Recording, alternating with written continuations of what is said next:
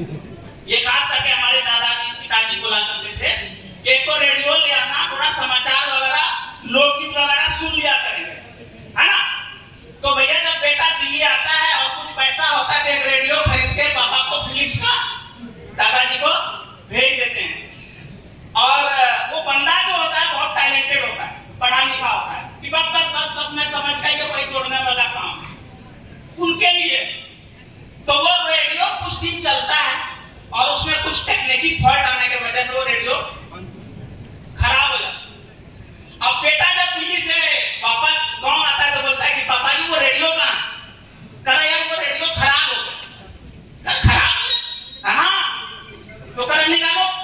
तो निकाला तो उसमें जाला वाला सही जमा हुआ था, मिट्टी मिट्टी था, और उस रेडियो को लेके टेक्निकल के पास पहुंच गया, मैकेनिक के पास। समझना बात? अब वो मैकेनिक के वो जाके बोलता भैया मैं तो 6 महीना ये चला है और रेडियो खराब हो गई।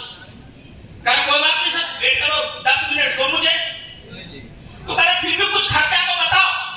तो करे मेरा सर्विस चार्ज 100 रुपये है, अगर कोई पार्ट डलेगा तो उसका एक्स्ट्रा होगा।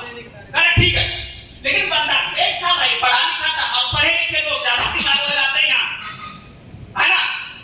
तो जब रेडियो का वो 4 नट खोलता है यानी पेज, तो जैसे दोनों डब्बा अलग होता है तो उसमें 2-3 मकड़ा मरा हुआ था। तो बस वो मकड़ा जैसे मरा हुआ दिखा तो मैकेनिक को बोलता वापस मैं समझ गया, इसको वापस बंद कर दो। करेगा बजेगा का 1 घंटा, कलाकार ही मरा हुआ है। यानी ये बजेगा क्या? कलाकार ही मरा हुआ है। अब मैं करूंगा। अब एक बात बताओ भाई साहब, क्या वो रेडियो ठीक हो पाएगी?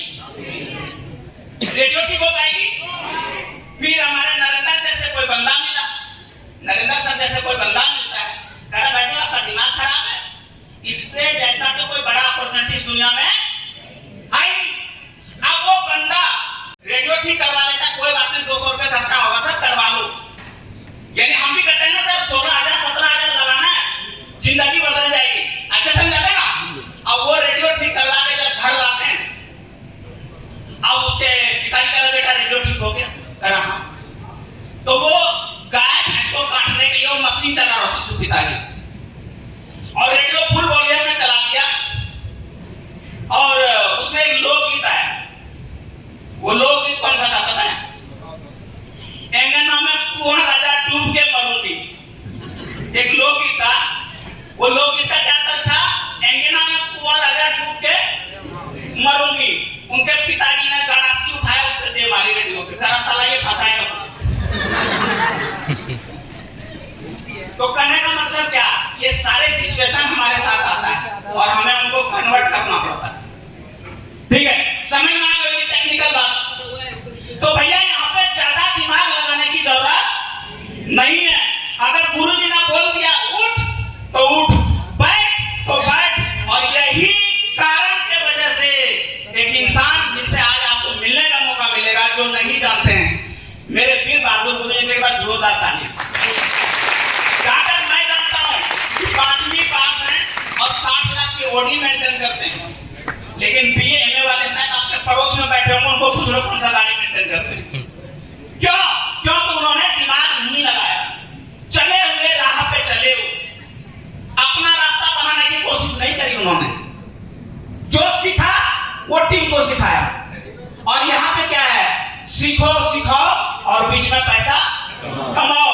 लेकिन कुछ लीडर जो मैं देखता हूँ, हमारे भास्कर सर का फाइट है, भाई चिंता हमको देना चाहिए। धन्यवाद सर। बताएंगे क्या डायलॉग है? बने रहो पगला, काम करेगा अगला। है ना? अक्सर लोग क्या करते हैं बेटा, मतलब लीडर समझा भैया आईडी डालना सीख लो, आज लास्ट आईडी को आप डालो, कल देखना, कल से मेरी बारी है। सर आज एक मेल कर लो,